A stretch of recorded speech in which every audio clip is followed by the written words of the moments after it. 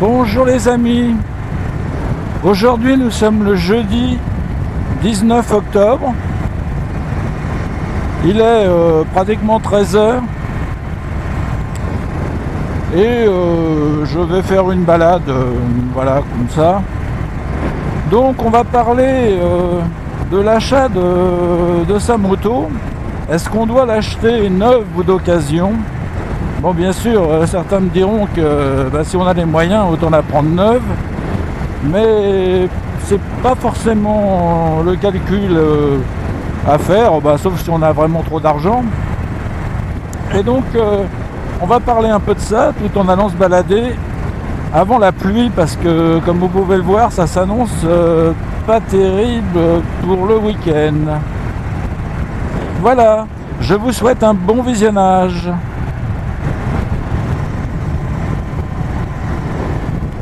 Alors, la raison qui incite déjà évidemment prioritairement à acheter une moto d'occasion, c'est le fait du coût de la moto, du coût de l'entretien, du coût de l'assurance. Et tout ça fait que évidemment il faut déjà avoir une trésorerie suffisante, parce qu'il ne suffit pas d'acheter la moto. Et encore, j'ai oublié le coût de l'équipement pour des jeunes conducteurs ou des conducteurs débutants. Et tout ça, ça représente un gros investissement. Après, en plus de cela, le fait d'être un jeune conducteur, et quand je dis jeune, c'est au niveau de l'expérience que je parle. Parce qu'on peut très bien se mettre à la moto à 40 ans, maintenant on voit ça très fréquemment. Et dans ce cas-là, je ne pense pas que ça soit souhaitable, même si on a un objet de désir déjà en vue. Je ne crois pas que ce soit souhaitable de commencer par une moto neuve. Il vaut mieux se faire la main, comme on dit. Alors on va tourner là, on va tourner par là, parce qu'ils ont fait la route, et puis qu'en fait je ne passe jamais par là. Donc on va se faire... Regardez, en plus elle est toute belle, ils l'ont refaite pour moi. Alors c'est pas trop le top parce que c'est à peu près une ligne droite, mais on va traverser la forêt. On aura peut-être des couleurs d'automne sympas. Donc effectivement, la moto d'occasion. Alors après il y a occasion et occasion. Toujours évidemment en fonction de ses finances. Mais vous avez des occasions récentes, vous avez des occasions plus anciennes mais finalement très peu kilométrées. Et ça c'est des bonnes affaires, parce qu'il y a beaucoup de gens qui font de la moto l'été et qui font 3-4 000 km. Donc vous voyez, au bout de 6 ans, vous avez 24-25 000 km. C'est sûr que la moto elle n'est pas usée. Donc, alors à part peut-être de changer la batterie si ça n'a pas déjà été fait, pour le reste c'est vraiment, ce sont vraiment de bonnes affaires. Alors là je me méfie quand même, parce que vous voyez c'est une route où il y a très peu de circulation, et la faune sauvage est un peu chez elle, et j'ai pas vraiment envie de voir déboucher un chevreuil ou un sanglier ou une quelconque bestiole de là-dedans. Donc vous voyez, je suis déjà un peu au-dessus, mais bon, à dire que là j'ai les yeux grands ouverts sur chaque côté de la chaussée, et en espérant quand même que ça débouche pas à l'improviste. Donc les gens qui vendent des motos qui ont 4, 5, 6 ans et peu kilométrées, bon, généralement ils ont fait une révision avant de la vendre. Bon, c'est quand même un plus pour pouvoir vendre la moto. En tout cas, je conseille de demander aux vendeurs de faire une révision. Donc déjà vidange, puis bon, les principaux systèmes de sécurité, les freins.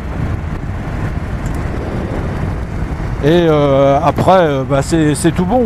Donc généralement, c'est ou des gens qui arrêtent la moto ou qui ont envie de changer peut-être, mais en tout cas, bon, qui sont prêts à vendre. Alors il y a aussi une période qui est plus favorable, c'est l'hiver, pour ceux qui n'ont pas de moto, parce que ceux qui veulent en changer et qui en ont une, évidemment pour eux il va déjà falloir vendre leur moto, et bon, les prix évidemment, sont moins attractifs pour le vendeur l'hiver. Donc quand on voit ce ciel, il y en a beaucoup que ça dissuade de faire de la moto, alors qu'il y a encore de très belles journées l'hiver, mais bon, ouais, voilà. Donc une moto qui a été révisée avec la vidange des différents fluides, hein, même voir le liquide de frein.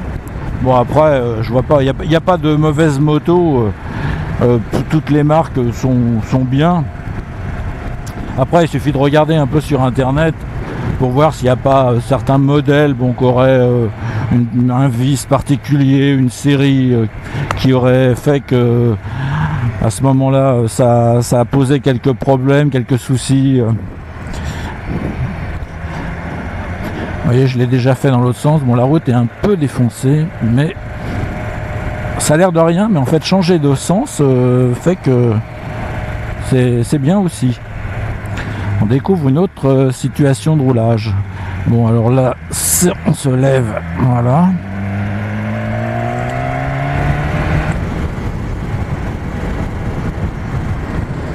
Alors, regardez-moi ce revêtement, absolument merveilleux. Bon, c'est que de la ligne droite pratiquement, mais bon. Alors, il y a les motos récentes et déjà mises en vente. Alors comme je l'ai déjà dit dans une précédente vidéo, il y a ceux qui ont fait une erreur de casting, qui voyaient la moto plus, qu'ils idéalisaient la façon de rouler en moto. Et il y a ceux qui se sont carrément trompés de modèle. Et puis il y a ceux qui ont des problèmes financiers, des problèmes familiaux, divorce et autres, qui fait qu'ils vendent leur moto. Ça ne veut pas dire pour autant que ce soit des motos à fuir sous prétexte qu'ils sont déjà en vente, parce que j'imagine que les gens qui ont acheté ces motos-là, vu qu'ils les ont payées neuves, ont quand même essayé de respecter le rodage. Je connais pas beaucoup de gens qui se diraient bon, j'achète une moto neuve, de toute façon dans 3 mois je m'en sépare, je vais tirer dessus à fond pour voir. Ça doit quand même être des cas extrêmement rarissimes. Donc vous voyez, là il y a de la terre, mais bon, comme c'est sec ça va, mais vous voyez, il y a encore des tracteurs qui se baladent. Ah, il y a un peu de soleil par là, enfin du soleil. Je suis un peu optimiste.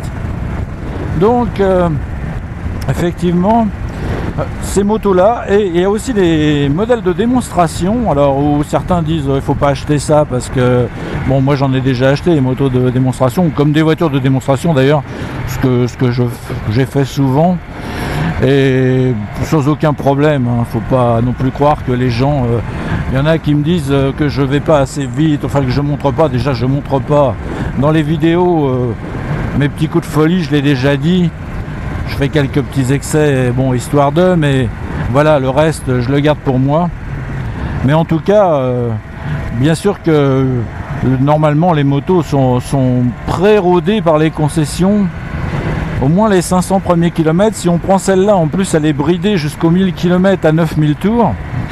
Donc, il y a finalement peu de risques d'avoir un problème, hein. Parce que vous savez, elle peut être bien rodée et puis tomber sur quelqu'un qui finalement laisse pas le temps de chauffe nécessaire et commence à tirer comme un bourrin à partir du moment où il l'a rodée. Il se dit bon maintenant c'est fait, donc je peux y aller. Alors qu'en fait c'est une erreur, hein.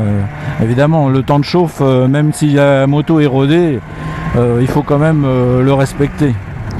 Donc je pense que les motos de démonstration, ça peut vous faire gagner quand même une somme non négligeable, entre 10, 12%, voire plus. Souvent les concessionnaires d'ailleurs les équipent avec des bagages. Bon après il faut avoir envie d'avoir les bagages, moi c'est pas mon cas, mais ça peut être intéressant.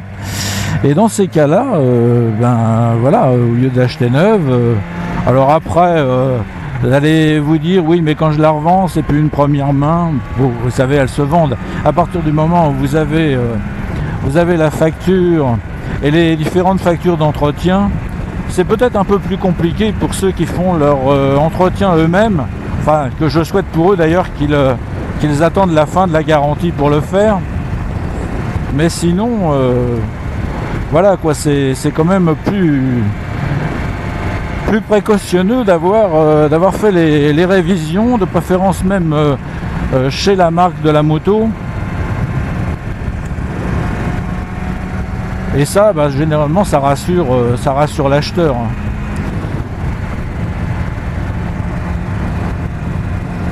Alors je m'en vais un peu par là, puisque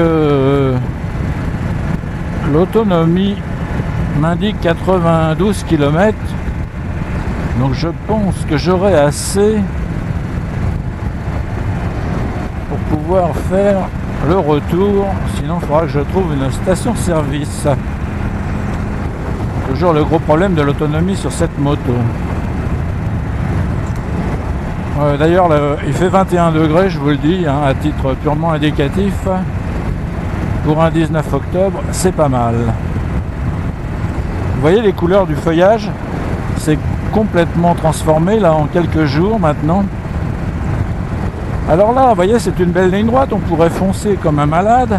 Ce que je m'évite, donc toujours pareil, à cause des animaux, je préfère faire ça là où il y a des champs, bordés de champs, mais là où il y a ces forêts, je reste très prudent.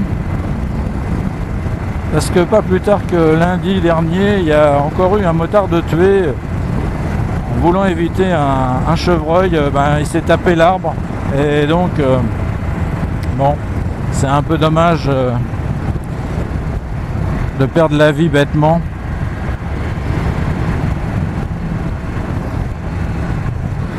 Donc les motos de démonstration, c'est aussi une bonne affaire.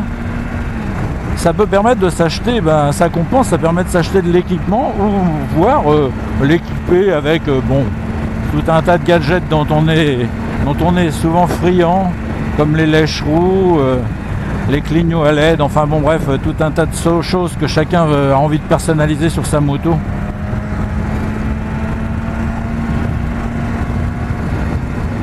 Alors une chose qui est à prendre en considération aussi et que je conseille à tout le monde, j'espère que ceux qui achètent une moto le font, c'est de regarder le coût de l'assurance, hein.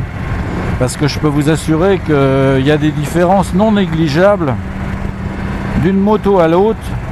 Ça tient même pas toujours à sa puissance, parce que j'ai eu une MT-09 et quand je suis passé à une 4S100R, l'assurance m'a dit oui mais ça monsieur c'est une moto à vocation sportive. Quand on connaît la boule de nerf qu'est la MT-09, on peut se poser des questions. Simplement, le coût pour les réparations, vu que la MT-09 est moins chère, bon, j'imagine que c'est un peu basé aussi là-dessus. Mais évidemment, ils prennent en compte votre expérience. C'est pour ça que je disais que l'âge, ça n'a rien à voir, parce que même si vous avez 40 ans ou 50 ans que vous vous mettez à la moto, vous allez être pénalisé comme un jeune conducteur. Ça n'aura plus rien à voir. Après il y a en plus, si vous habitez une grande ville, là c'est le risque de vol, et ça aussi c'est souvent une cause d'augmentation de alors là voyez-vous, c'est la totale. Bon, merci les tracteurs. Donc c'est souvent une cause de surcoût en assurance si vous habitez en ville ou si vous habitez dans des zones un peu désertiques et où le risque de vol est quand même moins grand. Même si vous pouvez décider d'aller voir des amis en ville et que vous vous faites voler votre moto. Ça, j'ai aussi connu ce phénomène, mais enfin bon, on estime que la plupart du temps vous restez dans votre campagne, loin des prédateurs. Alors après il y a les motos neuves. Donc oui, une fois qu'on a l'expérience, pourquoi pas se faire plaisir, mais toujours pareil, pourquoi ne pas acheter aussi une moto de démonstration, hein, c'est possible, sauf de vouloir une couleur bien particulière, mais bon, généralement c'est ce qu'on trouve. Et aussi, la chose qui peut faire acheter des motos neuves, c'est bien sûr le fait que le modèle vient juste de sortir. Vous voyez, par exemple, là, j'ai envie d'une Multistrada, j'aurais bien pu prendre la Multistrada qui existe. Le seul problème, c'est que là, ils vont changer avec le moteur de la X-Diavel, donc avec plus de couple à bas régime. Et pour avoir essayé la 1200 Multistrada 2017, bon, j'ai trouvé que c'était quand même très mou à bas régime, malgré leur nouveau système, un DVT là depuis 2015. Donc j'ai pas tellement d'autres choix si je veux un moteur plus souple, de prendre le modèle 2018. Voilà, je suis déjà passé par là, plus dans l'autre sens. Alors c'est sympa, juste que vous voyez, il y a des empiècements et par moments la route est... depuis cet été, la route est par endroits enfoncée, donc évidemment c'est pas tout à fait agréable. Donc finalement, je préfère y aller tranquillement et sûrement.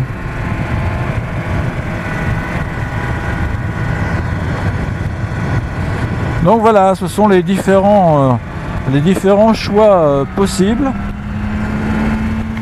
Sachant, comme je l'ai dit, qu'il n'y a pas de... Vous voyez, il y a ça aussi, la terre qui vous arrive dans les virages. Donc faire le cacou, c'est pas toujours indiqué. Vous voyez, il y en a partout. Regardez la route, comment elle est. Ça, vous le voyez des fois juste dans le virage, vous voyez. Donc, vouloir faire le malin, là, par exemple, bon, c'est prendre de gros risques. Alors, il y a... la crainte de tomber aussi sur une moto qui a été accidentée.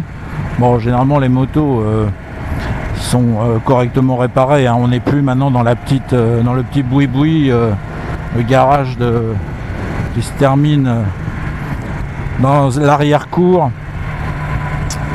Donc les motos sont correctement réparées. Et à moins d'avoir un choc terrible, elles sont d'ailleurs déclarées en épave, donc il n'y a pas de problème. Vous voyez, là au milieu, c'est complètement défoncé. On a des empiècements. Alors, on va quand même dépasser la Toyota, mais vu que c'est que des virages,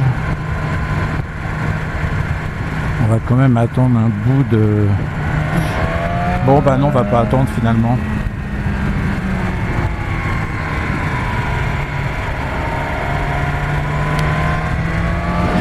Donc oui, les motos sont correctement réparées.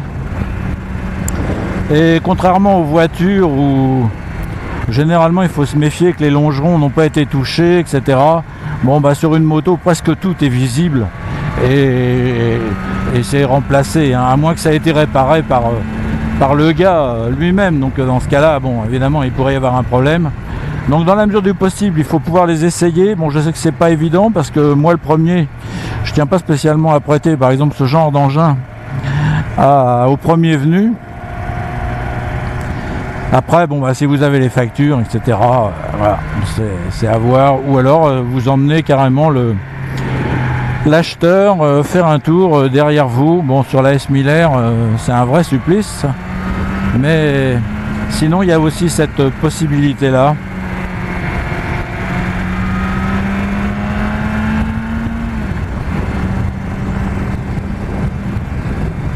Voilà, j'ai fait à peu près le tour. Je pense, bien sûr, ça n'est qu'un résumé succinct, hein, c'est un prétexte à faire une balade. Mais j'espère que ça vous aura peut-être donné quelques idées, vous rendre compte que des fois un modèle d'occasion récent c'est pas plus mal qu'une neuve. Ou pour des jeunes ou des jeunes conducteurs qui rêvent déjà tout de suite du modèle qui leur fait envie, peut-être que le fait de passer déjà par une moto d'occasion et peut-être pas exactement le modèle qu'ils voulaient, ça les aidera déjà à s'habituer au pilotage d'une moto avant de pouvoir conforter leur choix si vraiment ils veulent la moto de leur rêve.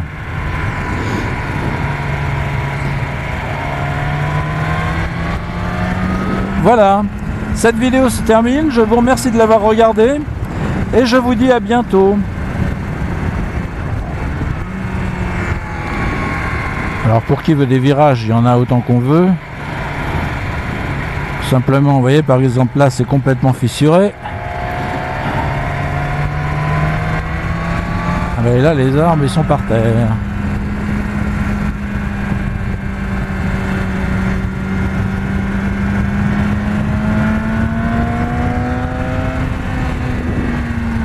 Alors, ça me disait qu'il restait 10 km d'autonomie. J'ai dépensé 14 litres 57 pour 250 km.